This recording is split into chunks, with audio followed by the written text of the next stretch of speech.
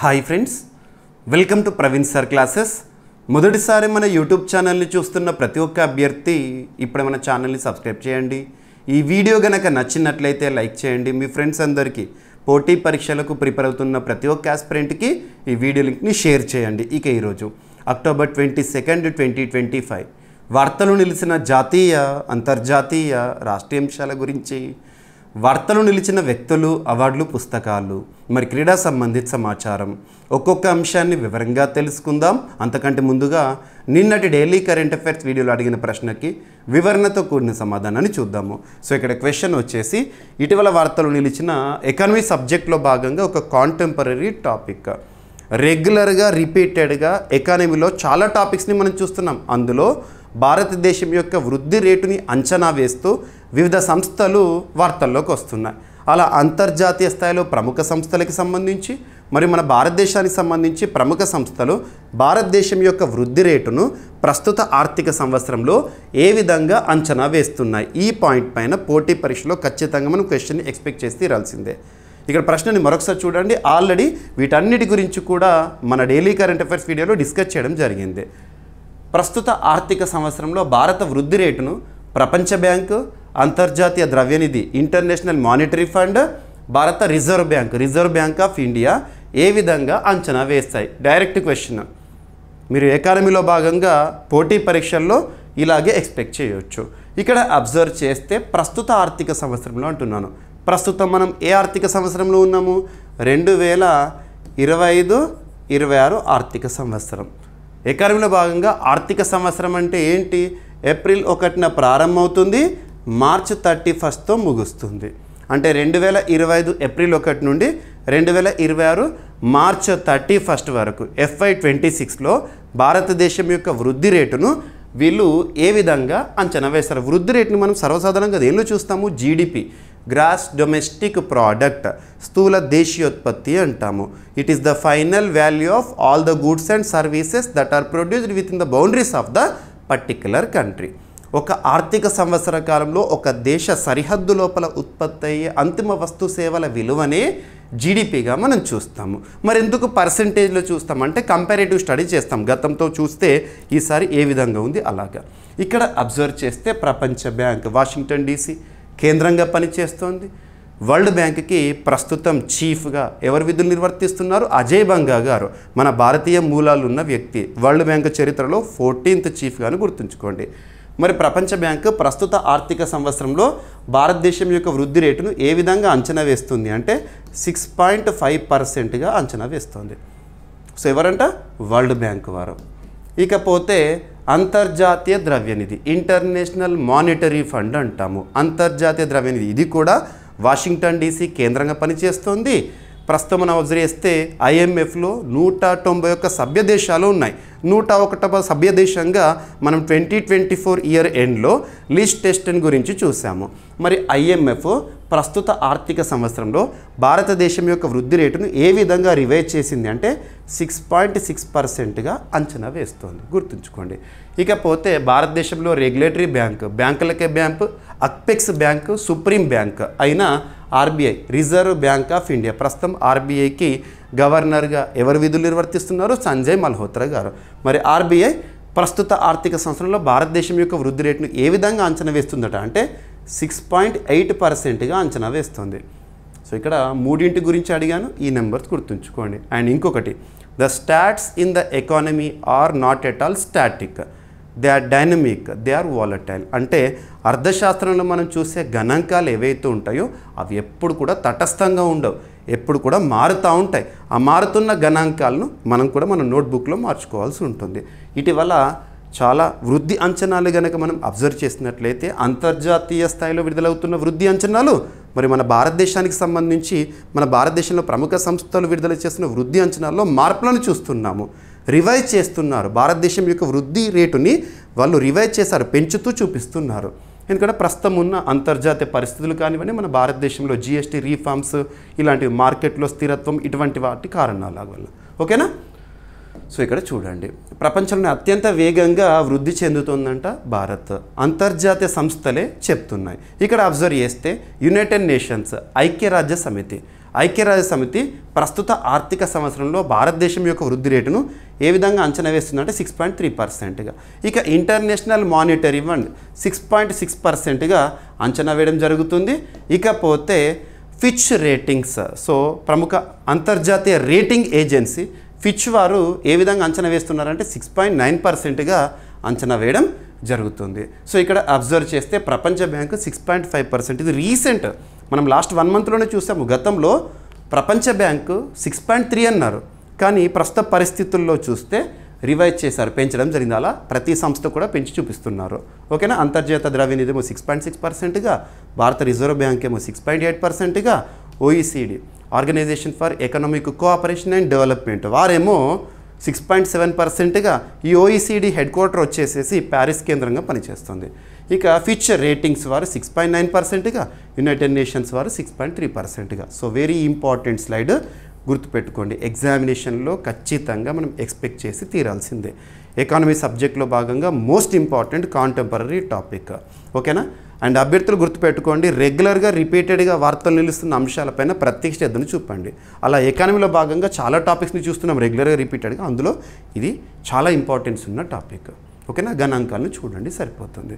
ఇవన్నీ కూడా రీసెంట్గా లాస్ట్ 1 మంత్లోనే చోటు చేసుకున్న పరిస్థితులు. ఓకేనా. అండ్ మీకు క్లాస్ ఏదైతే ఇస్తున్నానో మన యూట్యూబ్ ప్లాట్ఫామ్ ద్వారా ప్రతిరోజు సాయంత్రం 7 గంటలకి డైలీ కరెంట్ అఫైర్స్ వీడియో అందిస్తున్నాను కదా. ఇక్కడ ఎక్స్ప్లెయిన్ చేస్తున్న each and every topic, each and every point మీకు పీడిఎఫ్ రూపంలో మన యాప్లో అందుబాటులో ఉంటుంది. GVK study circle app. So ప్రతి ఒక్కరు కూడా యాప్ని ఇన్స్టాల్ చేసుకోండి. అందులో నేను అందిస్తున్న కోర్సెస్ ఏవైతే ఉంటాయో ఆ కోర్సెస్ ద్వారా బెనిఫిట్ అవ్వండి. ఓకేనా. సో చూడండి, ఇక ఈరోజు ఫస్ట్ టాపిక్. ఈరోజు మీరు న్యూస్ పేపర్స్లో చూసుంటారు, మెయిన్ పేపర్లోనే ఇచ్చారు. ఇస్రోకి సంబంధించి ఇస్రో చైర్మన్గా ప్రస్తుతం విధులు నిర్వర్తిస్తున్న వి నారాయణన్ గారు ఒక ప్రకటన చేశారు. తమిళనాడులో ఒక టెంపుల్ దర్శనం చేసుకొని ఆ సందర్భంగా విలేకరులతో ప్రకటించడం జరిగింది. ఇక్కడ అబ్జర్వ్ చేస్తే భారతీయ అంతరిక్ష స్టేషన్, మన భారతదేశము సొంతంగా ఒక అంతరిక్ష కేంద్రాన్ని నిర్మించుకోవాలని యోచిస్తోంది. దానికి సంబంధించి ఇప్పటికే ప్రక్రియలు ప్రారంభమైనాయి. Basic things, underground work అనేది స్టార్ట్ అయింది. మరి దానికి సంబంధించి ఒక ఇయర్ని చెప్పారు. ఇటీవల కాలంలో కొన్ని ప్రకటన సంవత్సరాలు ఏవైతే ఉంటాయో వాటి గురించి చూడండి. సో వి నారాయణన్ గారు ఏం చెప్తున్నారంటే 2028 సంవత్సరంలో 2028 ఇయర్లో భారత అంతరిక్ష కేంద్ర నిర్మాణానికి శ్రీకారం చుడతారంట. అలా 2035 నాటికి 2035 నాటికి మన భారతదేశానికి సొంత అంతరిక్ష కేంద్రం అనేది ఉంటుందంట. ప్రస్తుతం ఏదైతే ఇంటర్నేషనల్ స్పేస్ స్టేషన్ ఉందో అలాగే మన భారతదేశం కోసం ఎక్స్క్లూజివ్గా మనం తలపెట్టిన ఒక ప్రాజెక్ట్. ఇస్రోకి సంబంధించి మనం బేసిక్ థింగ్స్ చూస్తే 1969 ఇయర్లో ఏర్పాటైంది. భారతదేశంలో అంతరిక్ష రంగంలో అత్యున్నత పరిశోధనలు చేస్తున్న అత్యున్నత సంస్థ బెంగళూరు కేంద్రంగా పనిచేస్తుంది. ఇస్రోకి సంబంధించి ఇప్పటికే అద్భుతమైన విజయాలను మనం చూడడం జరిగింది. ప్రపంచం గుర్తించిన విజయాలు, అందులో చంద్రయాన్ 3 కానివ్వండి. చంద్రయాన్ 3 చంద్రుని యొక్క దక్షిణ ధృవంపై ల్యాండ్ అయిన మొట్టమొదటి దేశంగా భారతదేశము. గతంలో మార్స్ ఆర్బిటర్ మిషన్ గురించి కానివ్వండి, మంగళయాన్ ప్రాజెక్ట్ తక్కువ ఖర్చుతో మనం చేసిన ప్రయోగం అద్భుత విజయాలు సాధించింది. అండ్ 2023 సెప్టెంబర్ మంత్లో ఆదిత్య L1తో సంచలనం సృష్టించాము. అలా చెప్పుకుంటూ పోతే చాలా విజయాలు ఇస్రోలో ఉన్నాయి. సో భారత అంతరిక్ష పరిశోధన సంస్థ Indian Space Research Organisation chairman garu V Narayanan గారు తెలిపిన ప్రకారం భారతదేశం స్వదేశీ అంతరిక్ష కేంద్రం స్పేస్ స్టేషన్ నిర్మాణాన్ని 2028లో ప్రారంభించనుంది. 2028లో దానికి సంబంధించిన ప్రక్రియ ప్రారంభమవుతుంది. పూర్తయ్యేది మాత్రం 2035. ఓకేనా. మొత్తం 52 టన్నుల బరువుతో కూడిన అంతరిక్ష కేంద్రము మన భారతదేశం సంబంధించి భారతీయ అంతరిక్ష కేంద్రం, దాని పేరు BAS భారతీయ అంతరిక్ష కేంద్రము. దాని యొక్క వెయిట్ ఎంతుందంటే 52 టన్నుల బరువుతో ఉంటుందంట. ఓకేనా. 2035 నాటికి పూర్తి చేయాలని లక్ష్యమని చెప్తున్నారు. ఇవి గుర్తుంచుకోండి. ఈ కేంద్ర నిర్మాణానికి అవసరమైన విడి భాగాలను 5 రాకెట్ల ద్వారా, లాంచింగ్ వెహికల్స్ ద్వారా దశల వారీగా అంతరిక్షంలోకి పంపించినట్లు తెలిపారు. మరి అంతరిక్ష కేంద్రం నిర్మాణం అంటే ఒకేసారి 52 టన్నుల బరువు ఉండే ఆ క్యాప్సూల్ ఏదైతే దాన్ని భూమి మీద తయారు చేసి పంపరు, అంత వెయిట్ని తీసుకుపోలేము ఎవరు కూడా. కాబట్టి దానికి కావాల్సిన విడి భాగాలు ఉంటాయి కదా, విడి భాగాలను 5 రాకెట్ల ద్వారా విడతల వారీగా పంపిస్తారంట. ఓకేనా. అక్కడి నిర్మాణాన్ని చేస్తారు. మొదటి రాకెట్ ప్రయోగము ఇక 2028లో ప్రారంభమవుతుంది. ఆ తర్వాత ఇతర రాకెట్లను దశల వారీగా పంపుతారు. మొత్తానికైతే మన భారతదేశ శాస్త్ర సాంకేతిక రంగంలో సమూల మార్పులు రాబోతున్నాయి. మనకు కావాల్సిన సేవలను మనం సొంత అంతరిక్ష కేంద్రం ద్వారా పొందబోతున్నాం 2035 నుండి. ఓకేనా. ఇక ఇతర ప్రాజెక్టుల వివరాలను కూడా తెలపడం జరిగింది. అందులో గగన్యాన్ మిషన్ గురించి కానివ్వండి ఇవన్నీ ఉన్నాయి. ఇక డిసెంబర్లో మార్క్ 3 రాకెట్ ద్వారా అమెరికాకు చెందిన 6000 కిలోల టెలికమ్యూనికేషన్ ఉపగ్రహంని ప్రయోగించనుంది ఇస్రో అని చెప్పేసి వి నారాయణన్ గారు తెలిపారు. ఓకేనా. ఇక మానవ సహిత గగన్యాన్ ప్రయోగం అనేది 2027లో జరగనుందంట ప్రారంభంలో. ఓకేనా. ఇస్రోకి సంబంధించిన బేసిక్ థింగ్స్ గుర్తుపెట్టుకోండి. ఇక అంతరిక్ష రంగంలో ఇస్రో సాధిస్తున్న ఘనతలకి తోడు ప్రైవేట్ స్పేస్ స్టార్టప్స్కి కూడా మనం సహకారం అందిస్తున్నాం. భారత ప్రభుత్వం 2020 సంవత్సరంలో తీసుకొచ్చిన ఒక initiative in space Indian National Space Promotion and Authorisation Centre గుర్తుంచుకోండి. ఓకేనా. భారతీయ స్పేస్ స్టేషన్, భారతీయ అంతరిక్ష కేంద్రము. ఓకేనా, సరిపోతుంది. భారతీయ అంతరిక్ష కేంద్రం పూర్తయిన నాటికి భారత్ అమెరికా, రష్యా, చైనా తర్వాత సొంత స్పేస్ స్టేషన్ కలిగిన 4వ దేశం అవుతుంది. మరి ప్రస్తుతం ఉన్న ఇంటర్నేషనల్ స్పేస్ స్టేషన్లో ఎవరెవరు కీలక పాత్ర పోషించారు నిర్మాణంలో అంటే యుఎస్ఏ అంటే నాసా, రష్యా అంటే రాస్కాస్మోస్, జపాన్ అంటే జాక్సా, అండ్ యూరోప్ అంటే European space agency and Canada space agency. 5 దేశాలు 1990స్లో నిర్మించడం జరిగింది గుర్తుంచుకోండి. ఇక ఇప్పటికే సొంత అంతరిక్ష కేంద్రం కలిగిన ప్రపంచంలో ఏకైక దేశం ఏది అంటే చైనా. తియాంగాంగ్ స్పేస్ స్టేషన్ ఏ దేశానికి సంబంధించింది అంటారు. ఓకేనా, రైట్. ఇక వార్తలు నిలుస్తున్న పథకాలు ఏవైతే ఉంటాయో స్కీమ్స్, పాలసీస్, పోర్టల్స్, ఇటీవల వార్తలు నిలిచిన వాటితో పాటు ఆల్రెడీ ఎగ్జిస్టింగ్ ఏవైతే ఉంటాయో ఏదైనా మైల్ స్టోన్తో కానివ్వండి, ఏదైనా అచీవ్మెంట్తో న్యూస్లోకి వచ్చింది అంటే ఖచ్చితంగా దాని గురించి చూడాలి. కొత్త పథకాలు, పాలసీస్ చూడాలి, ఆల్రెడీ ఎగ్జిస్టింగ్ వాటిలో వస్తున్న మార్పులు చేర్పుల గురించి చూడాలి. అందులో భాగంగా ఉడాన్, ఉడే దేశ్ కా ఆమ్ నాగరిక్, ఉడే దేశ్ కా ఆమ్ నాగరిక్ ఉడాన్ ఫుల్ ఫామ్ 2016 సంవత్సరం అక్టోబర్ 21వ తేదీన ఈ ప్రోగ్రామ్ అనేది, ఈ పథకం అనేది ప్రారంభమైంది. ఏ మంత్రిత్వ శాఖ పరిధిలో అంటే మినిస్ట్రీ ఆఫ్ సివిల్ ఏవియేషన్, కేంద్ర పౌర విమానయాన మంత్రిత్వ శాఖ. ప్రస్తుతం కన్సర్న్ మినిస్టర్గా కింజరపు రామ్మోహన్ నాయుడు గారు ఉన్నారు. మన తెలుగువారు, ఆంధ్రప్రదేశ్ రాష్ట్రం నుండి శ్రీకాకుళం నుండి ఎంపీగా వచ్చిన వ్యక్తి ప్రస్తుతం కేంద్ర మంత్రిగా ఉన్నారు. సో ఉడాన్ ఏ మంత్రిత్వ శాఖ పరిధిలో. మరి ఉడాన్ యొక్క ఉద్దేశం ఏంటంటే రీజనల్ కనెక్టివిటీ స్కీమ్ అని గుర్తుంచుకోండి. భారతదేశంలో ప్రాంతీయ అనుసంధానం, ప్రాంతాలను అనుసంధానించడం వేటి ద్వారా, విమానాశ్రయాల ద్వారా డొమెస్టిక్గా ఎయిర్పోర్ట్స్ నిర్మించాలి అండ్ విమానాలను ప్రత్యేకంగా నడపాలి. సో ఉడాన్ స్కీము ప్రారంభమై 9 సంవత్సరాలు 2016 అక్టోబర్ 21 అండ్ అక్టోబర్ 21 నిన్నటి రోజున 2025 9 years ఆఫ్ ఉడాన్. సో దానికి సంబంధించి ఇక్కడ అబ్జర్వ్ చేద్దాము. ప్రాంతీయ కనెక్టివిటీ పథకం, రీజనల్ కనెక్టివిటీ స్కీమ్ ఉడాన్, ఉడే దేశ్ కా ఆమ్ నాగరిక ప్రారంభమై 9 సంవత్సరాలు పూర్తయినాయి. సివిల్ ఏవియేషన్ మంత్రిత్వ శాఖ ప్రకారము 2016 అక్టోబర్ 21న ప్రారంభమైన ఈ పథకం ద్వారా ఇప్పటి వరకు 3.23 లక్షల విమాన సర్వీసులు నిర్వహించబడి, ఇన్ని విమాన సర్వీసులు అంట 3 lakhs అండ్ అబోవ్ 3.23 లక్షల విమాన సర్వీసులు నిర్వహించబడి 1.56 కోట్లకు పైగా ప్రయాణికులు ప్రయాణించడం జరిగిందంట. ఈ సందర్భంగా న్యూఢిల్లీలో జరిగిన కార్యక్రమంలో సివిల్ ఏవియేషన్ సెక్రటరీ గారు చెప్పడం జరిగింది. ఉడాన్ పథకం సాధారణ పౌరుడికి సరసమైన ధరల్లో గగనయానం అందించే విప్లవాత్మక చర్య అని పేర్కొనడం జరిగింది. ఆయన మాట్లాడుతూ ఈ పథకం 2027 తర్వాత ఏప్రిల్ తర్వాత కూడా ఎక్స్పాండెడ్ ఉడాన్ ఫ్రేమ్వర్క్ కింద కొనసాగుతుందని, ముఖ్యంగా ఈశాన్య ఆశావహ జిల్లాలకు కనెక్టివిటీ కల్పించడంపై దృష్టి ఉంటుందని తెలిపారు గుర్తుంచుకోండి. సో ఉడాన్కి సంబంధించి అడగవచ్చు. హిల్లీ అంటే కొండ ప్రాంతాలు, వాస్తవంగా కొండ ప్రాంతాల్లో కనెక్టివిటీ అనేది చాలా తక్కువగా ఉంటుంది. ఆ కొండ ప్రాంతాల్లో కూడా విమానయాన సౌకర్యం అనేది ప్రతి వ్యక్తికి అందుబాటులోకి తీసుకురావడానికి చొరవ ఉంటుందంట. ఈ పథకంలో సుమారు 120 కొత్త గమ్యస్థానాల అభివృద్ధి ప్రణాళికలో ఉందంట. సరిపోతుంది. ఉడాన్ పథకం ఎప్పుడు స్టార్ట్ అయింది అండ్ ఏ మంత్రిత్వ శాఖ పరిధిలో? ఇప్పటివరకు ఉడాన్ స్కీమ్లో భాగంగా కనెక్టివిటీ పొందిన విమానాశ్రయాలు 93 అంట. ఓకేనా, సరిపోతుంది. అండ్ 15 హెలిపోర్ట్స్, 2 వాటర్ ఏరోడ్రోమ్స్ ఉన్నాయి. సరిపోతుంది. ప్రభుత్వ ఆర్థిక సాయం 4300 కోట్లను వయబిలిటీ గ్యాప్ ఫండింగ్ రూపంలో ఎయిర్లైన్ ఆపరేటర్లు అందించడం జరిగింది. ఓకేనా, సరిపోతుంది. వయబిలిటీ గ్యాప్ ఫండింగ్ అంటే తక్కువ డిమాండ్ ఉన్న మార్గాల్లో సేవలు కొనసాగించేందుకు ప్రభుత్వ ఆర్థిక మద్దతు. ఉదాహరణకు చూడండి, ఎవరైనా కూడా విమాన సంస్థలు రద్దీగా ఉండే ఏమంటాం రూట్స్లో మాత్రమే ఫ్లైట్స్ని లేదా సర్వీసెస్ని అందించడానికి ప్రయత్నిస్తారు. ఎవరు వెళ్ళలేని లేదా అసలు డిమాండ్ లేనటువంటి రూట్స్లో ఫ్లైట్ని నడపడానికి ఇష్టపడరు. మరి అటువంటి వాటిలో నడపడానికి ప్రభుత్వం ఆర్థిక మద్దతు ఇస్తుంది. దాన్ని ఏమంటామంటే మనము వయబిలిటీ గ్యాప్ ఫండింగ్ అంటాం. గుర్తుంచుకోండి. ఓకేనా, సరిపోతుంది. నేషనల్ సివిల్ ఏవియేషన్ పాలసీ ఏ ఇయర్ అంటే 2016. ఓకేనా, భారతదేశంలో మొదటి water aerodrome Kevadia, Gujarat. Statue of unity ఉంది కదా, సర్దార్ వల్లభాయ్ పటేల్ గారి విగ్రహం ఆ ప్రాంతంలో ఉంది. ఓకేనా, ఇక ఒక సూచి నివేదిక అని చెప్పొచ్చు. Global multidimensional poverty index. Multi dimensional బహుముఖ కోణాల్లో పేదరికాన్ని అంచనా వేయడము. ఈ నివేదికను ఎవరు విడుదల చేశారు అండ్ ఇందులో గణాంకాలు ఏంటి, అంతర్జాతీయ స్థాయిలో మరి మన భారతదేశానికి సంబంధించిన గణాంకాలు ఏంటి చూస్తే సరిపోతుంది. So UNDP United Nations Development Programme ఐక్యరాజ్య సమితికి అనుబంధంగా పనిచేస్తుంది. న్యూయార్క్ కేంద్రంగా పనిచేస్తున్న సంస్థ.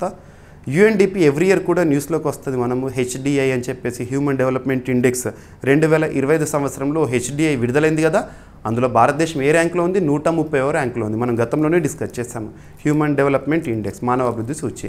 సో ఆ సూచిని విడుదల చేసే సంస్థ యుఎన్డిపి. ఈ యుఎన్డిపిఏ దీన్ని కూడా రిలీజ్ చేస్తుంది. ఎవరి సహకారంతో అంటే ఓపీహెచ్ఐ, ఆక్స్ఫర్డ్ వారి సహకారంతో. సో ఇక్కడ ఈ సంవత్సరం విడుదలైన global multidimensional poverty index 2025 tagline గుర్తుంచుకోండి. Overlapping hardships, poverty and climate hazards అనేది ట్యాగ్లైన్. సో ఇందులో గణాంకాలు చూస్తే సరిపోతుంది. అండ్ పేదరికం అంటే ఏదో ఆర్థికపరమైన అంశాలను ఆధారంగా తీసుకొని మాత్రమే కాకుండా బహుముఖ కోణాల్లో పేదరికాన్ని అంచనా వేయడం అన్నట్టు. ఓకేనా. సో ఐక్యరాజ్య సమితి అభివృద్ధి కార్యక్రమం, యునైటెడ్ నేషన్స్ డెవలప్మెంట్ ప్రోగ్రామ్ మరియు Oxford poverty and human development initiative OPHI సంయుక్తంగా ఈ 2020 సంవత్సరానికి గాను మల్టీ డైమెన్షనల్ పావర్టీ ఇండెక్స్ని రిలీజ్ చేయడం జరిగింది. ఏ పేరుతో రిలీజ్ చేసింది అని అడుగుతారు. ఓకేనా. ఈ నివేదిక బహుముఖ దారిద్ర్యాన్ని, పేదరికాన్ని అంటే ఆరోగ్యము, విద్య, జీవన ప్రమాణము ఇవి గుర్తుంచుకోండి. పేదరికం అంటే ఏదో ఆర్థికపరమైన అంశాన్ని మాత్రమే కాకుండా ఆరోగ్యం, విద్య, జీవన ప్రమాణము, లైఫ్ స్టాండర్డ్స్ ఇటువంటి వాటి బహుముఖ కోణాల ద్వారా దారిద్ర్యాన్ని అంచనా వేశారు. ఓకేనా. నెక్స్ట్ పౌష్టికాహార లోపము, విద్యాలోపము, నివాస సౌకర్యాల లోటు వంటి బహుముఖ దారిద్ర్య సూచికల్ని ఇది పరిగణిస్తుంది. మల్టీ డైమెన్షనల్ పావర్టీ ఇండెక్స్ అంటే ఏంటంటే global multidimensional poverty index అనేది ప్రపంచవ్యాప్తంగా ఉన్న తీవ్ర దారిద్ర్యాన్ని కొలిచే ఒక సమగ్ర సూచిక. పేదరికాన్ని దారిద్ర్యాన్ని కొలిచే ఒక సూచిక అని చూడండి.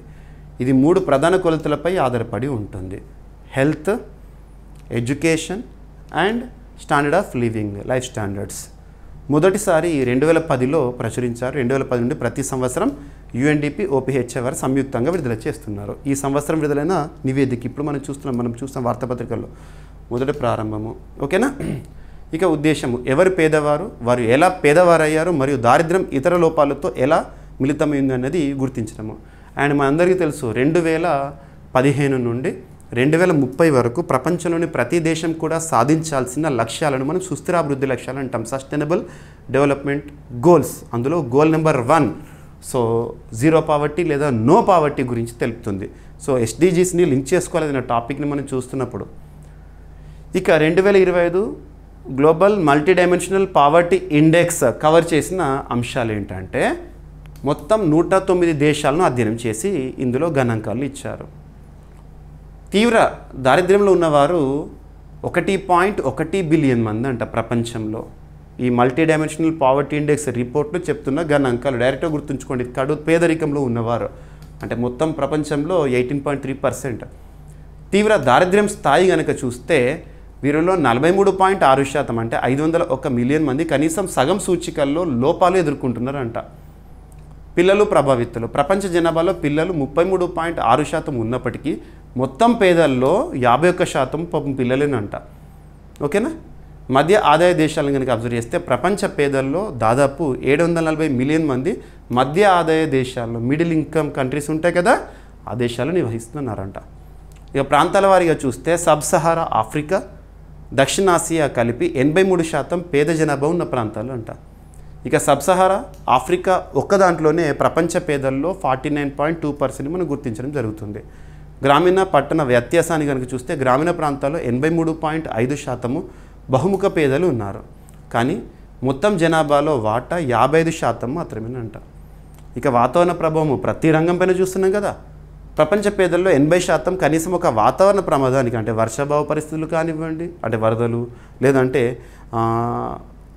ఎడారి పరిస్థితులు, కరువు ప్రాంతాలు, తీవ్రమైన వేడి మొదలైనవి వాటిని ఇంపాక్ట్ చేస్తున్నాయంట ఆ ప్రాంతాల్లో నివసిస్తున్నవారు. మహమ్మారి తర్వాత మందగమనం. కోవిడ్-19 అనంతరం దారిద్ర్య నిర్మూలన వేగం తగ్గింది. ద్రవ్యోల్బణం, ఘర్షణలు, వాతావరణ మార్పులు ప్రధాన కారణాలు. ద్రవ్యోల్బణం, too much money chasing two few goods. ప్రపంచంలో ఆర్థిక పరిస్థితులు చాలా అంధకారం అవుతున్నాయి కొన్ని దేశాల్లో. ఘర్షణలు, దేశాలకి మధ్య ఘర్షణలు, లేదా అంతర్గతంగా కొన్ని దేశాలు చాలా సమస్యలు ఎదుర్కొంటున్నాయి. అవన్నీ ఓకేనా. ఇక భారతదేశం గురించి ఏం చెప్పారు ఈ గ్లోబల్ మల్టీ డైమెన్షనల్ పావర్టీ ఇండెక్స్లో? భారతదేశం గురించి ఏం చెప్పారంటే పేదరికం తగ్గింపు.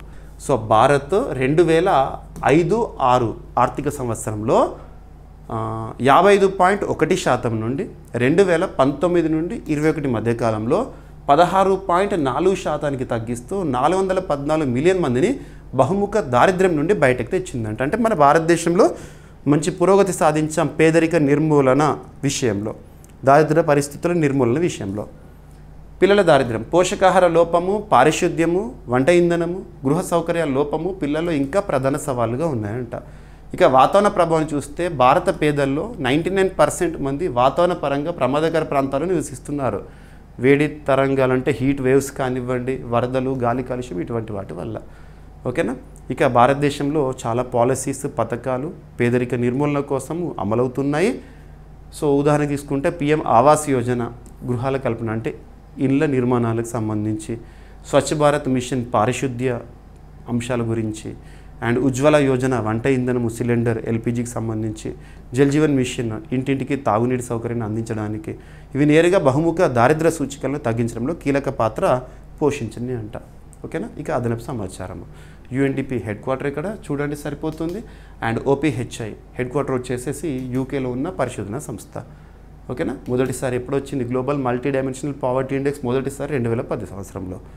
భారతదేశంలో MPI డాటా మూలం నేషనల్ ఫ్యామిలీ హెల్త్ సర్వే ఆధారంగా.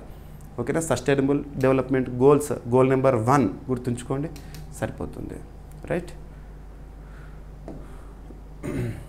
ఇక food safety standards authority of India. Food safety standards authority of India భారతదేశంలో ఆహార ప్రమాణాలను ప్రకటించే, నిర్ధారించే, రెగ్యులేట్ చేసే ఒక సంస్థ. Food safety standards authority of India. ఇది ఏ మంత్రిత్వ శాఖ పరిధిలో పనిచేస్తుందంటే ministry of health and family welfare. ఏదైనా ఒక సంస్థ గురించి మనం చూస్తున్నప్పుడు ఆ సంస్థ ఏ మంత్రిత్వ శాఖ పరిధిలో పనిచేస్తుంది, నోడల్ మినిస్ట్రీ అంటే చూడాలి. భారతదేశంలో ఆహార ప్రమాణాలను ప్రకటించే సంస్థ ఏదంటే food safety standards authority of India.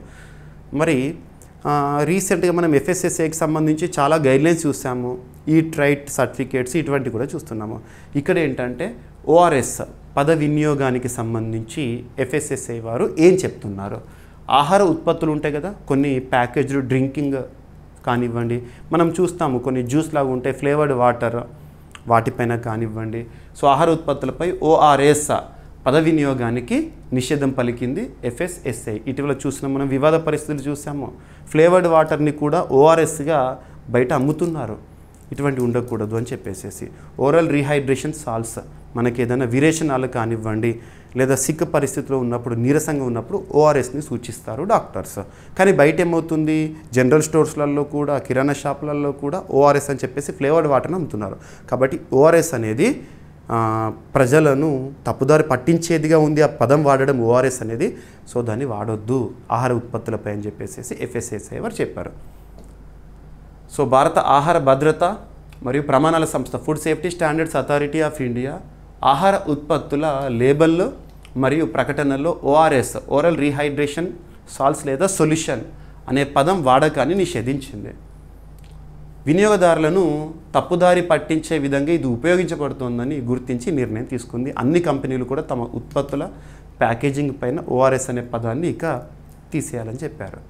Food safety standards act 2006 నిబంధనలకు విరుద్ధంగా ఉండడంతో వెంటనే అన్ని ఆహార వ్యాపార సంస్థలు ఈ నిబంధనను అమలు చేయాలని ఆదేశించింది. గుర్తుంచుకోండి. గతంలో ఇచ్చిన అనుమతులను ఉపసంహరించడం అంటూ లేబులింగ్ ప్రమాణాలు ఖచ్చితంగా పాటించాలని చెప్పింది. FSSAI ఆదేశాల వివరాలు, ఆహార ఉత్పత్తుల లేబుల్స్ ప్రకటనలో ORS అనే పదం వాడకం అనేది పూర్తిగా నిషేధం.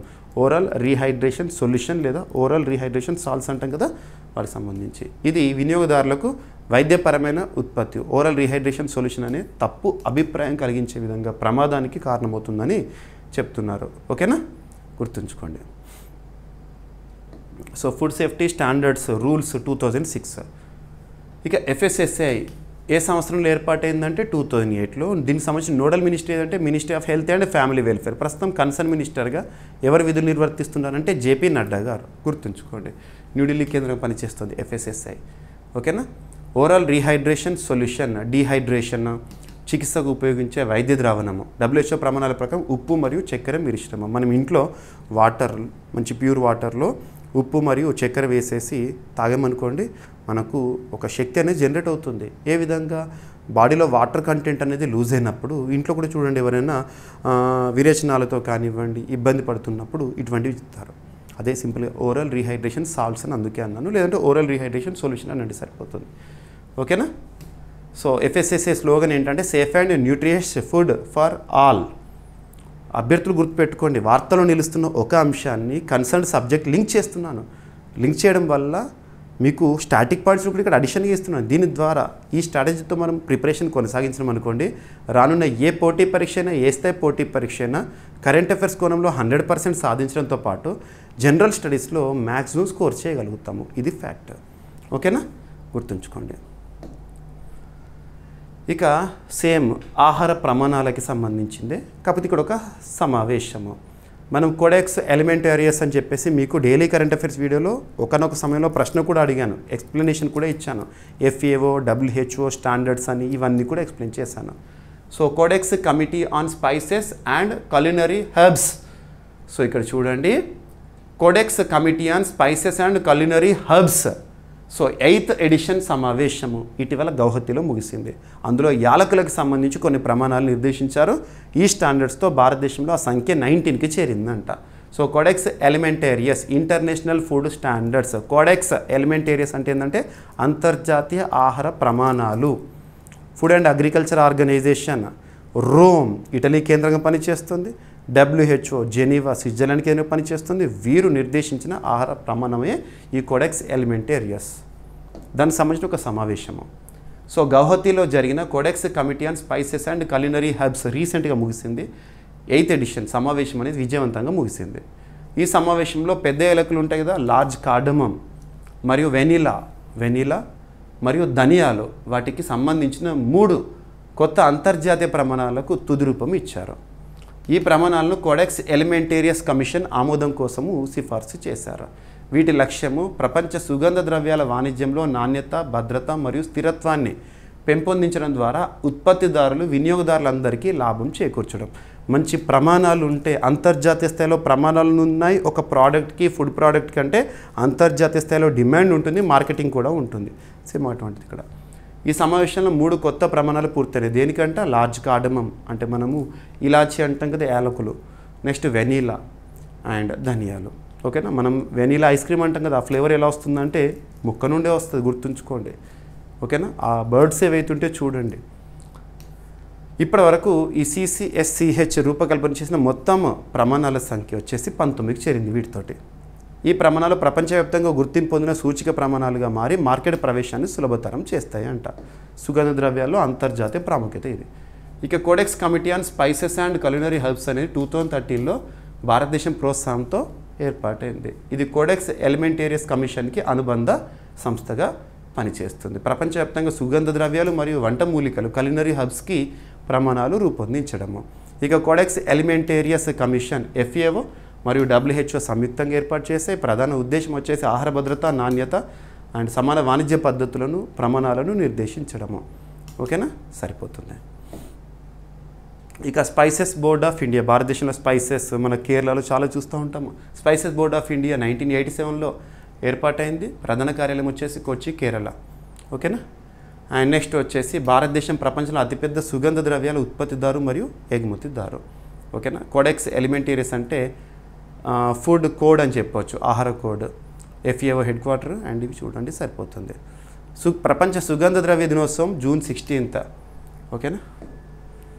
ఇక ఈరోజు October 22 ఈరోజు ఒక రాష్ట్ర ప్రజలు న్యూ ఇయర్ని నూతన సంవత్సర వేడుకలు జరుపుకుంటారు. నూతన సంవత్సర వేడుకలు ఏ రాష్ట్ర ప్రజలు అంటే గుజరాతీ న్యూ ఇయర్ ఈరోజు ఏ విధంగా జరుపుకుంటారంటే బేస్ట్ వర్ష అనేది ఏ రాష్ట్రంలో న్యూ ఇయర్ సెలబ్రేషన్స్గా చూస్తాము. మరి ఎప్పుడు జరుపుకుంటారంటే కార్తీక మాసం మొదటి రోజు ఉంటుంది కదా, దాన్ని జరుపుకుంటారు. ఈరోజు మనం చూస్తున్నాం కార్తీక మాసం ప్రారంభమైంది.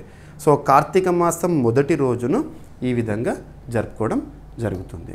సో ప్రపంచవ్యాప్తంగా గుజరాతీ సమాజము October 22న నూతన సంవత్సరాన్ని జరుపుకుంటుంది. ఈరోజు జరుపుకుంటుంది. గుజరాత్లో ఈ పండుగను బేస్ట్ సంవత్సర అంటాము. ఇది విక్రమ సంవత్ హిందూ పంచాంగంలోని కార్తీక మాసం మొదటి రోజును జరుపుకుంటారు. దీపావళి తర్వాత రోజున వస్తుంది. గుజరాతీ ప్రజలకి ఇది ఆధ్యాత్మిక సాంస్కృతిక ఆరంభ దినం అన్నట్టు. సో వాళ్ళ సంస్కృతిలో భాగం. గుజరాతీ సంస్కృతి కూడా అద్భుతంగా ఉంటుంది. అస్సాం సంస్కృతి అద్భుతంగా ఉంటుంది. ఇవి చూడండి, మనం సంస్కృతి పైన కల్చర్ పైన క్వశ్చన్స్ అడుగుతారు. గుజరాతీలో మనం గర్బా డ్యాన్స్ కానివ్వండి, కచ్ రన్ ఉత్సవం అనేది కూడా ఈ అక్టోబర్ మంత్లో ప్రారంభమవుతుంది. ఇటువంటివి ఇంపార్టెంట్. ప్రజలు ఈ రోజున కొత్త వ్యాపారాలు ప్రారంభించడము, దేవాలయ దర్శనం చేయడము, కుటుంబ సమావేశాలు నిర్వహించడం వంటి సాంప్రదాయాలను పాటిస్తారు. ఈరోజు ధన సమృద్ధి సుఖశాంతులు కలుగుతాయని ప్రార్థిస్తారు. సో గుజరాత్ రాష్ట్రం నుండి ప్రముఖ వ్యక్తి మన నరేంద్ర మోదీ గారు, అమిత్ షా గారు ఈరోజు రాష్ట్ర ప్రజలను ఉద్దేశించి ప్రత్యేకంగా శుభాకాంక్షలు కూడా చెప్పడం జరిగింది. ఓకేనా. సో విక్రమ సంవత్ క్రీస్తు పూర్వం 57లో రాజు విక్రమాదిత్యుడు ప్రారంభించిన హిందూ క్యాలెండర్ విక్రమ సంవత్. బేస్ట్ వర్ష అంటే గుజరాతీ భాషలో నూతన సంవత్సరం అని జరుపుకుంటాము. అండ్ ఇటీవల కాలంలో మనం ప్రత్యేకంగా అబ్జర్వ్ చేస్తే మన సంస్కృతిలో భాగంగా మేళాలు, జాతరలు ఇటువంటివి కూడా చూడండి చాలా చూసాం మనం. ముఖ్యంగా ఈశాన్య రాష్ట్రాల సంస్కృతి పైన కూడా ఎక్కువ క్వశ్చన్స్ వస్తాయి. ఇటీవల అంబుబాచి మేళా అస్సాంకి సంబంధించి, గోర్సం కోరా అరుణాచల్ ప్రదేశ్ రాష్ట్రానికి సంబంధించి ఇవన్నీ ఇంపార్టెంట్. గుజరాత్ రాష్ట్రం రాజధాని వచ్చేసి గాంధీనగర్.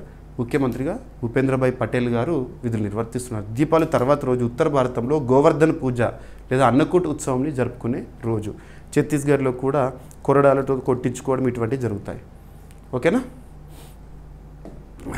అండ్ సో పూర్తిగా మహిళల ఆధ్వర్యంలో పనిచేసే ఒక రైల్వే స్టేషన్గా ఆ జాబితాలో ఇంకొక రైల్వే స్టేషన్ ఈరోజు చేరింది. Lucknow city railway station. మొత్తం టికెట్ నుండి రైల్వే సిబ్బంది వరకు ప్రతి ఒక్కరు కూడా మహిళల ఆధ్వర్యంలో రైల్వే స్టేషన్ ఆ జాబితాలో లక్నో సిటీ రైల్వే స్టేషన్ అంటే ఉత్తరప్రదేశ్ రాష్ట్ర రాజధాని లక్నో సిటీ రైల్వే స్టేషన్ను పూర్తిగా మహిళా సిబ్బందిచే నిర్వహించే రైల్వే స్టేషన్గా మార్చారంట. ప్రస్తుతం రైల్వే శాఖ మంత్రిగా భారతదేశంలో ఎవరు విధులు నిర్వర్తిస్తున్నారు? అశ్విని కుమార్ వైష్ణవ్ గారు. సో టికెట్ విక్రయం, కంట్రోల్ రూము, సిగ్నల్ ఆపరేషన్, భద్రతా పర్యవేక్షణ ప్రతి విభాగంలో మహిళలు మాత్రమే పనిచేస్తున్నారంట. మొత్తం 34 మంది మహిళా ఉద్యోగులు ఈ స్టేషన్లో విధులు నిర్వహిస్తున్నారు. వీరంతా దేశంలోని వివిధ రాష్ట్రాల నుంచి వచ్చి మహిళా సామర్థ్యాన్ని, సాధికారతను, నిబద్ధతను ప్రదర్శిస్తున్నారు. ఓకేనా. ఈశాన్య రైల్వే ఈ స్టేషన్ను నారీశక్తి ప్రతీకగా అభివర్ణించింది. రైట్. ఇది విమెన్ ఎంపవర్మెంట్కి కూడా ఒక చిహ్నం అంట. భారత రైల్వేలో మహిళా ఆధ్వర్యంలో ఉన్న రైల్వే స్టేషన్లు మతుంగా రైల్వే స్టేషన్ 2017లో భారతదేశపు తొలి మహిళా సిబ్బందిచే నిర్వహించబడిన రైల్వే స్టేషన్. గుర్తుంచుకో, 2017లోనే మతుంగా రైల్వే స్టేషన్ ముంబై. ఇక పూరి, వైజాగ్, జైపూర్, చండీగఢ్, భోపాల్ వంటి నగరాల్లో కూడా మహిళల ఆధ్వర్యంలో రైల్వే స్టేషన్లు ప్రారంభమైన ఇప్పటికే. ఓకేనా. సరిపోతుంది. నారీ శక్తి ప్రోత్సాహం. కేంద్ర ప్రభుత్వం మహిళా శక్తి కార్యక్రమాల ద్వారా వివిధ రంగాల్లో మహిళా భాగస్వామ్యాన్ని పెంచుతుంది. ఓకేనా. ఉత్తరప్రదేశ్. ఓకేనా. రాజధాని లక్నో. ఇక వార్తలు నిలుస్తున్న వ్యాధులపైన, వాటికి అడ్డుకట్ట వేయడానికి జరుగుతున్న పరిశోధనలపైన పోటీ పరీక్షల్లో రెగ్యులర్గా క్వశ్చన్స్ అడుగుతున్నారు. కొన్ని ప్రాంతాల్లో ప్రభావాన్ని చూపిస్తున్న వ్యాధుల్లో ఇప్పుడు అమెరికాలో మరొకసారి జాంబీ డీర్ డిసీజ్ అనేది న్యూస్లోకి వచ్చింది. దీనికి కారకం ఏంటి, ఏ ప్రాంతం అని అడుగుతారు. అమెరికా ఫ్లోరిడా రాష్ట్రంలోని ఆరోగ్య అధికారులు జాంబీ డీర్ డిసీజ్గా పిలువబడే క్రానిక్ వెస్టింగ్ డిసీజ్ కొత్త కేసులను నిర్ధారించారు. సో ఇక్కడ జాంబీ డీర్ డిసీజ్ అన్నా కూడా, క్రానిక్ వాస్టింగ్ డిసీజ్ అన్నా కూడా ఒకటే.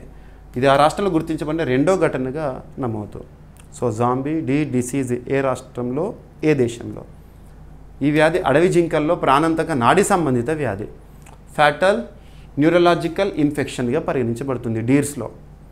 ఈ వ్యాధి జింకలు, ఎల్క్స్ అండ్ మూస్లో కనిపిస్తుంది మరియు మెదడు, నర్వస్ సిస్టమ్ని దెబ్బతీస్తుంది. కొన్ని సందర్భాల్లో మరణానికి కూడా కారణమవుతుంది. జాంబీ డీర్ డిసీజ్ అనేది అసాధారణమైన prion proteins abnormal prion proteins కారణంగా కలిగే నాడీ వ్యాధి. వేటిల్లో డీర్స్ ఇవి ఉంటాయి కదా వాటిల్లో. దీనివల్ల జింకల మెదడు క్రమంగా క్షీణించి జాంబీ లాంటి ప్రవర్తన చూపిస్తాయి అంట. ఓకేనా. అండ్ ట్రాన్స్మిసిబుల్ స్పాంజిఫామ్ కేటగిరీలోకి వస్తుంది. ఓకేనా. ఇందులోనే మ్యాడ్ కౌ డిసీజ్ కూడా ఉంటుంది. జాంబీ, మ్యాడ్ ఇవన్నీ చూడండి మనం నెగిటివ్ వర్డ్స్గా. మ్యాడ్ అంటే పిచ్చి అంటాము, జాంబీ అంటే వికృత చేష్టలతో ప్రదర్శించేవారు. ఓకేనా. ఎటువంటి చికిత్స లేదు ఈ జాంబీ డీ డిసీజ్కి. ఓకేనా. ఇక ఆరంభం వ్యాప్తి. మొదట జాంబీ డీ డిసీజ్ అనేది 1960స్లో అమెరికాలో కలరాడోలో స్టార్ట్ అయింది. ఇప్పటివరకు 34 రాష్ట్రాలకు అలాగే కెనడా మరియు యూరోప్లో కొన్ని ప్రాంతాలకు వ్యాపించింది. సరిపోతుంది. ప్రయాన్ డిసీజెస్ ఏంటంటే ప్రోటీన్ల లోపం వల్ల నాడీ కణాలు దెబ్బతిని మెదడు స్పంజ్లా మారే వ్యాధులు ఇవి. ఓకేనా. ఎన్ఎఫ్. ఇక మన రాష్ట్రీయ అంశాల్లో భాగంగా ఏపీ మరియు తెలంగాణ 2 రాష్ట్రాలకు సంబంధించిన వర్ధమాన అంశాలను మనం డిస్కస్ చేస్తున్నాము. మీరు ప్రతిరోజు మన డైలీ కరెంట్ అఫైర్స్ వీడియోని చూడండి. రీజనల్ టాపిక్స్ని మనం అన్నీ కవర్ చేస్తున్నాము. కొన్ని సందర్భాల్లో ఏపీ తెలంగాణ 2 రాష్ట్రాలకు సంబంధించి పోటీ పరీక్షల కోణంలో ఇంపార్టెన్స్ ఉండే టాపిక్స్ న్యూస్లో ఉంటాయి, నేను డిస్కస్ చేస్తాను. కొన్ని సందర్భాల్లో ఏదో ఒక రాష్ట్రం, అయితే ఏపీ కానీ అయితే తెలంగాణ, ఏదో ఒక రాష్ట్రానికి సంబంధించి న్యూస్లో ఉండొచ్చు, అది కూడా పోటీ పరీక్షలకు ఇంపార్టెన్స్ ఉన్న టాపిక్, దాన్ని డిస్కస్ చేస్తాను. కొన్ని సందర్భాల్లో ఏ టాపిక్ కూడా ఉండకపోవచ్చు. మీరు ప్రతిరోజు చూస్తే అన్ని టాపిక్స్ కవర్ అవుతాయి. ఓకేనా. సో మెప్మా ఉత్పత్తులకు అవనీ బ్రాండింగ్ అనేది ఇస్తారంట ఆంధ్రప్రదేశ్ రాష్ట్రంలో. అవనీ బ్రాండింగ్ ఏ ఉత్పత్తులకు ఈ బ్రాండింగ్ అనేది ప్రారంభిస్తున్నారు అని అడుగుతారు ఎగ్జామినేషన్లో. మెఫ్మా ప్రోడక్ట్స్ ఉంటాయి కదా, సో మెఫ్మా ప్రోడక్ట్స్ సంబంధించి ఇక్కడ అబ్జర్వ్ చేస్తే మెఫ్మా ఫుల్ ఫామ్ ఏంటంటే mission for elimination of poverty in municipal areas. పట్టణ ప్రాంతాల్లో పేదరికాన్ని నిర్మూలించడానికి ఉద్దేశించబడిన ఒక కార్యక్రమము. అదే గ్రామీణ ప్రాంతాల్లో అయితే డిఆర్డిఏ ఉంటుంది కదా, అలాగా. సో మెఫ్మా ఆంధ్రప్రదేశ్లో 2007 సంవత్సరంలో ప్రారంభమైంది. మున్సిపల్ పరిపాలన పట్టణాభివృద్ధి శాఖ ఆధ్వర్యంలో అమలవుతుంది.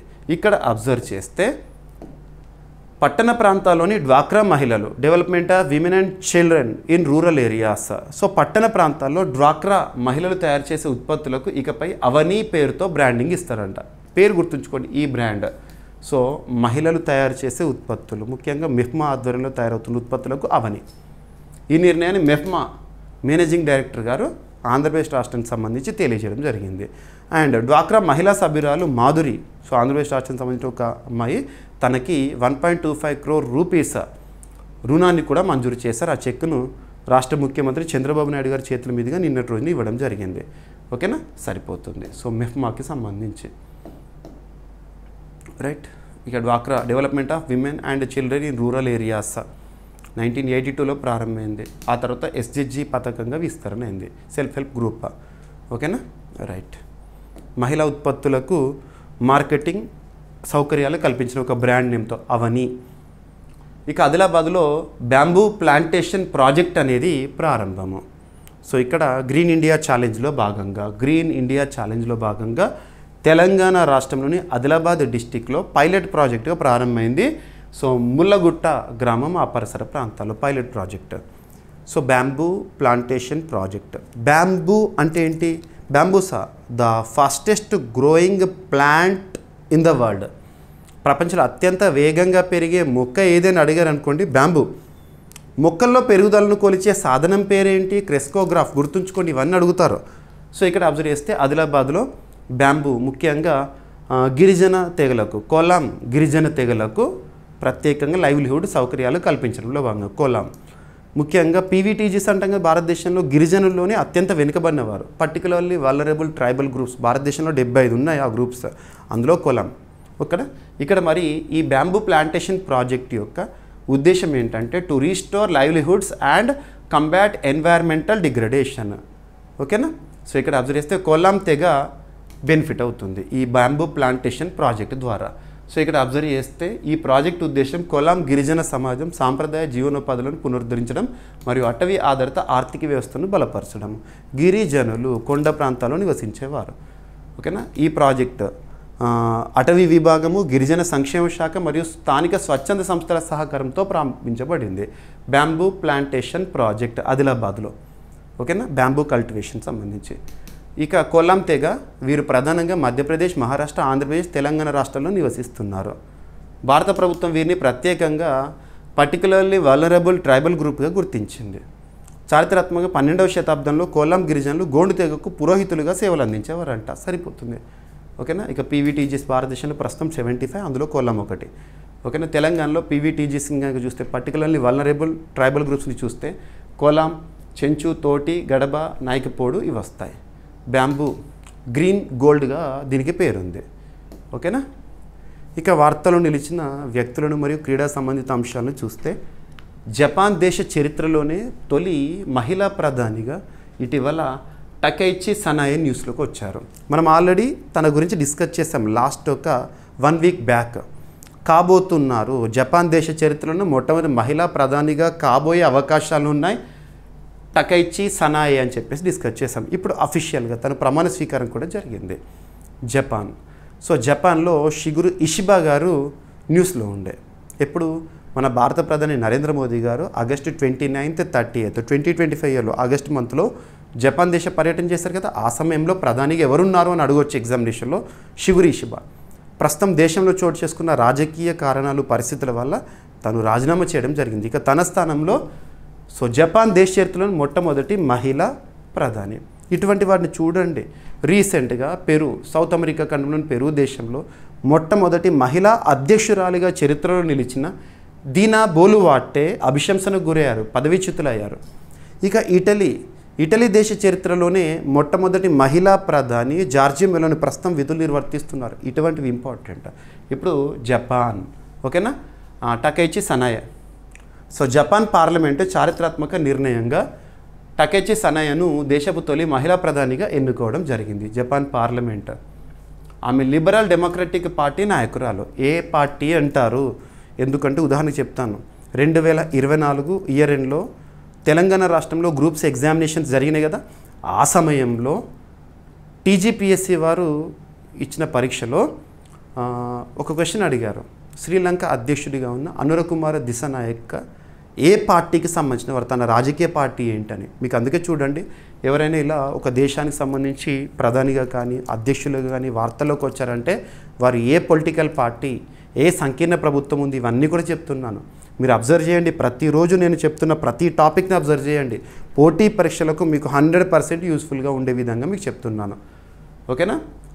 ఈ టకైచి సనాయే లిబరల్ డెమోక్రటిక్ పార్టీ నాయకురాలు అంట. ఇప్పుడు జపాన్ ఇన్నోవేషన్ పార్టీతో కలిసి అక్కడ అలయన్స్ గవర్నమెంట్ని ఏర్పాటు చేస్తున్నారు. ఎవరితో కలిసి?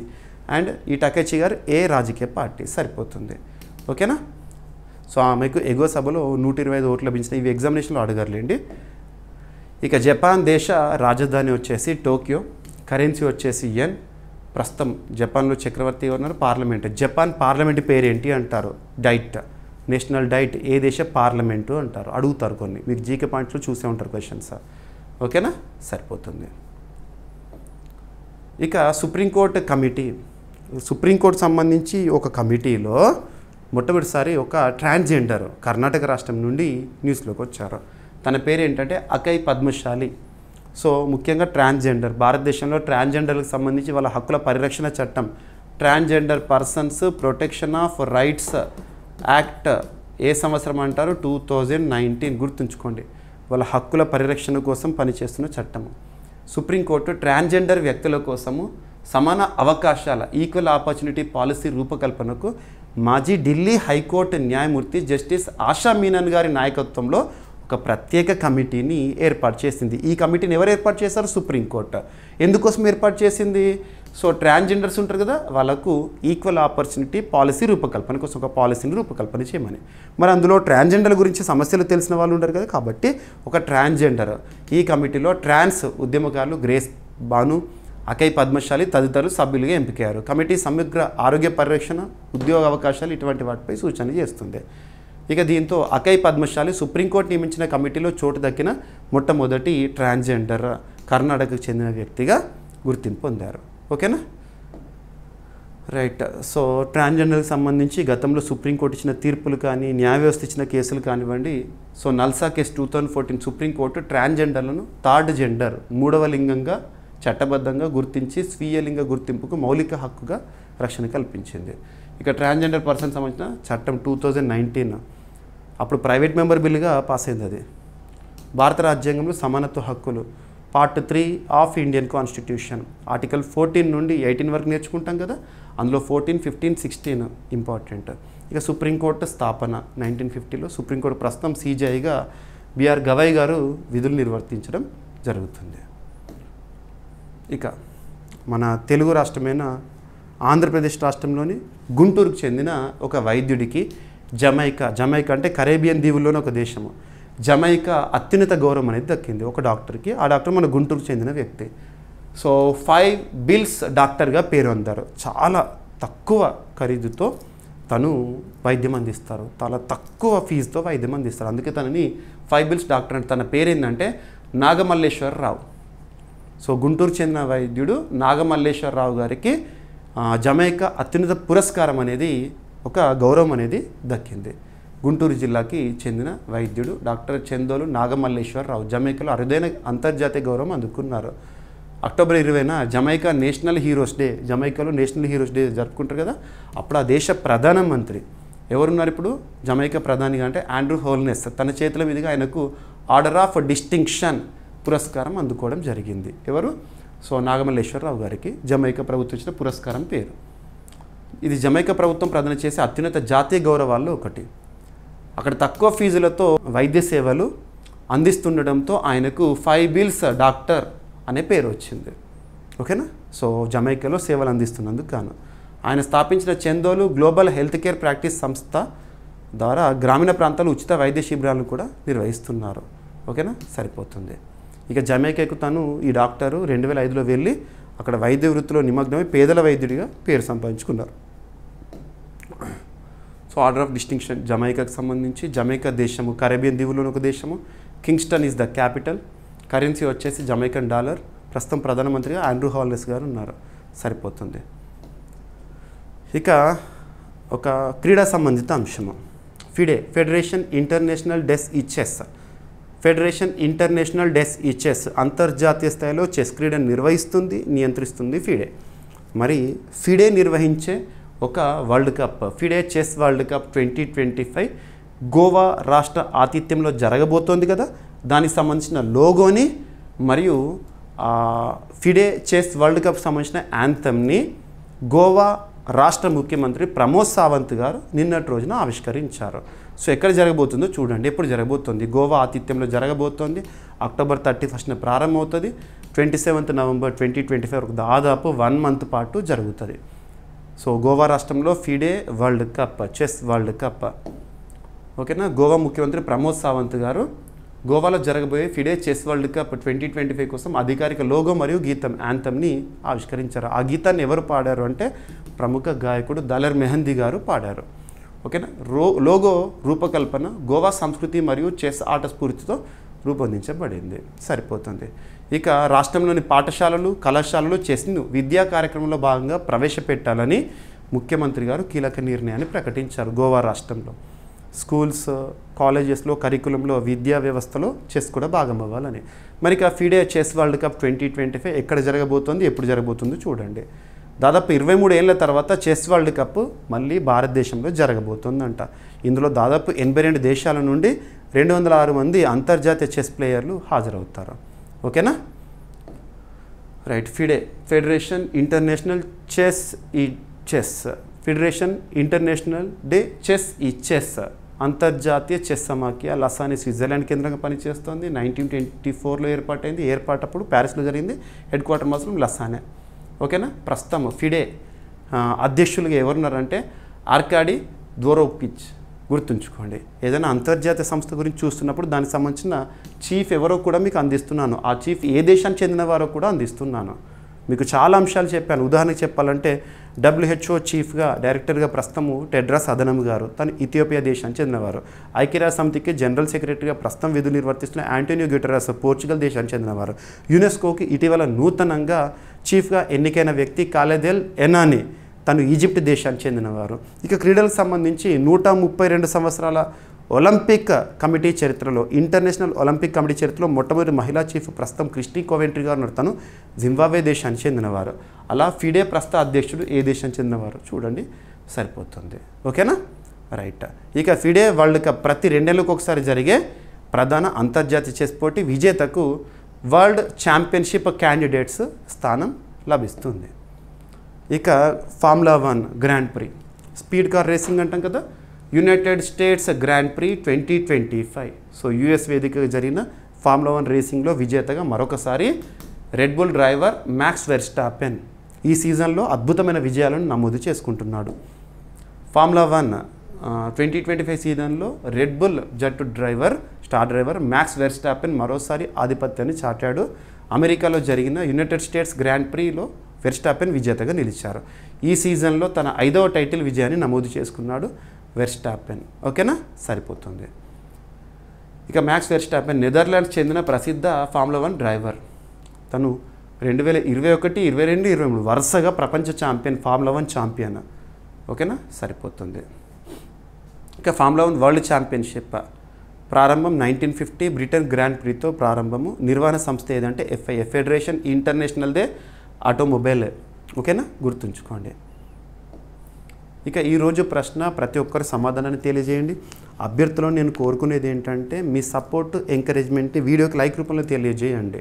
మీరు ఇచ్చే సపోర్ట్, ఎంకరేజ్మెంట్తో మరింత ఉత్సాహంతో క్లాసెస్ని అందిస్తూనే ఉంటాను. And at the same time రానున్న పోటీ పరీక్షలను దృష్టిలో ఉంచుకొని ఏ పోటీ పరీక్షన, ఏ స్థాయి పోటీ పరీక్షన పలానా అంశాల నుండి తప్పనిసరిగా ప్రశ్నలు వస్తాయని వేటినైతే నేను భావిస్తున్నాను వాటిని ప్రతిరోజు ఒకటి చొప్పున క్వశ్చన్గా అడుగుతున్నాను. వీడియోని చూస్తున్న వారేమో వేలాది మంది అభ్యర్థులు, కానీ కామెంట్ బాక్స్లో సమాధానాన్ని ఇస్తున్న వారు మాత్రం వందలాది మాత్రమే. సో ప్రతి ఒక్కరు ఇవ్వండి, మీకు ఎంతవరకు తెలిస్తే అంతవరకు సమాధానాన్ని ఇవ్వండి. మీకు ఎలాగో నెక్స్ట్ డే రేపటి రోజున ఎక్స్ప్లెనేషన్ ఇస్తాను కాబట్టి మీకు క్లారిటీ వస్తుంది. ఓకేనా. సో భారతదేశంలో తొలిసారిగా స్వదేశీయంగా అభివృద్ధి చేసిన యాంటీబయాటిక్ ఇటీవల వార్తలు నిలిచింది. దాని పేరేంటి, యాంటీబయాటిక్ పేరేంటి, దాన్ని అభివృద్ధి చేసిన వారు ఏ సంస్థలు, ఎవరు అభివృద్ధి చేయడం జరిగింది. ఇక ఈరోజు టాపిక్స్ని మనం క్విక్ రివిజన్ చేస్తే, ఫస్ట్ భారత అంతరిక్ష కేంద్ర నిర్మాణానికి శ్రీకారము 2028లో జరుగుతుందంట, పూర్తి వచ్చేసి 2035లో జరుగుతుందంట. ఉడాన్ పథకం 9 ఏళ్ళు పూర్తి అనే అంశం. దేశవ్యాప్తంగా ఉడాన్ పథకంలో భాగంగా జరిగిన లబ్ధి ఏంటి. ఇక global multidimensional poverty index 2025 నివేదిక రీసెంట్గా న్యూస్లోకి వచ్చింది. నెక్స్ట్ ఆహార ఉత్పత్తులపై ORS పద వినియోగానికి నిషేధము, food safety and standards authority of India guidelines. And codex committee on spices and culinary herbs 8th సమావేశం అనేది రీసెంట్గా గౌహతిలో జరిగింది. అండ్ గుజరాతీ నూతన సంవత్సరం బేస్డ్ వర్ష ఈరోజు జరిగింది. And Lucknow city railway station పూర్తిగా మహిళలచే నిర్వహణ అనే అంశంతో దేశంలో మహిళల ఆధ్వర్యంలో రైల్వే స్టేషన్ల జాబితాలో చేర్చింది. అండ్ జాంబీ డిసీజ్ రీసెంట్గా అమెరికాలో ఫ్లోరిడాలో ప్రభావాన్ని చూపిస్తోంది. ఇక రాష్ట్రీయ అంశాల భాగంగా మెఫ్మా ఉత్పత్తులకు అవని బ్రాండింగ్, ఆ పేరుని అవని అనే బ్రాండ్ పేరుని ఇచ్చారు ఆంధ్రప్రదేశ్ రాష్ట్ర ప్రభుత్వంలో. అండ్ ఆదిలాబాద్లో బ్యాంబూ ప్లాంటేషన్ ప్రాజెక్ట్ ప్రారంభమైంది.